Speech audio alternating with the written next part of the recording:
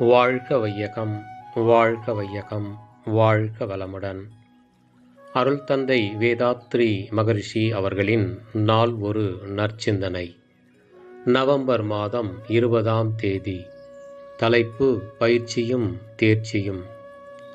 அருகுணங்கள் பழிச்செயல்களாக மலர்ந்து உயிருக்கும் மனதிற்கும் களங்கம் ஏற்படுத்துவதோடு விடுவதில்லை. அவை உடலுக்கும் கூட களங்கத்தை உண்டு பண்ணி விடுகின்றன. 6 துர்க்குணங்களையும் 6 நற்குணங்களாக சீரமைத்து கொள்ளுதலானது மனவளக்கலையின் 2வது அங்கமான தற்சோதனையின் முக்கியமான பகுதியாகும். அருகுண வயத்தில் நீங்கள் எந்த அளவில் முன்பு இருந்தீர்கள் என்று சோதித்து பாருங்கள். மனவளக்கலை பயிற்சிக்கு பிறகு இன்று எந்த அளவுக்கு நீங்கள் முன்னேறி இருக்கிறீர்கள் என்றும் சோதித்து பாருங்கள். மேலும் முயலுங்கள், வெற்றி பெறுங்கள். தற்சோதனையை அவ்வப்போது நடத்துங்கள். வாரம் ஒரு முறை ஞாயிற்றுக்கிழமையில் நடத்தலாம். மாதம் ஒரு முறை பௌர்ணமியில் நடத்தலாம். அல்லது உங்களுக்கு சௌகரியமான போதெல்லாம் நடத்தலாம். அப்போதெல்லாம் 1 மணி நேரமாவது ஒதுக்குங்கள். அரை மணி நேரம் தவம் ஏற்றுங்கள். நல்ல துரியத்தில் இருந்து கொண்டு ஆராயுங்கள். எண்ணத்தை எடுத்து ஆராயுங்கள். 6 குணங்களையும் ஒவ்வொன்றாக எடுத்து ஆராயுங்கள். உங்களிடம் உள்ள குறைகளை தேடி கண்டுபிடியுங்கள். அவற்றை போக்கும் வழிமுறைகளை ஆராயுங்கள்.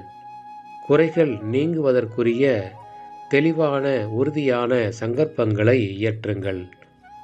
தவத்தினால் பெற்ற மன உறுதியும் தற்சோதனையால் பெற்ற மனத்தெளிவும் எதிர்காலத்தில் உங்களை விழிப்பு நிலையிலேயே வைத்திருந்து அருகுண வயத்திலிருந்தும் பழிச்செயல்களிலிருந்தும் மீட்டு காக்கும்.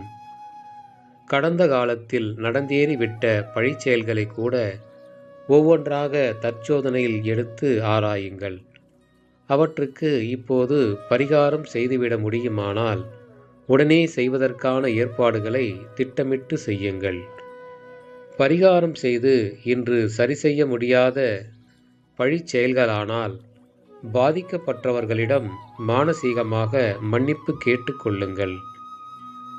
நீங்கள் ஏற்படுத்திவிட்ட பாதிப்பிலிருந்து அவர்கள் விடுபட்டு நல்வாழ்வு பெற வேண்டும் என்று மனமாற வாழ்த்துங்கள். குற்ற உணர்வை மனதில் வைத்திருக்க வேண்டாம். குற்ற உணர்வு நம் வாழ்வை கெடுத்துவிடும். திருத்தம் செய்யக்கூடிய தவற்றை திருத்தலாம். இல்லையேல் குற்றம் செய்துவிட்டேனே, ஐயோ செய்துவிட்டேனே என்று உருகிக் கொண்டிருப்பதில் யாருக்கும் ஒரு பயனும் இல்லை. தற்சோதனை செய்யுங்கள். அருகுண சீரமைப்பில் தேர்ச்சி பெறுங்கள். அருள் தந்தை அவர்கள்.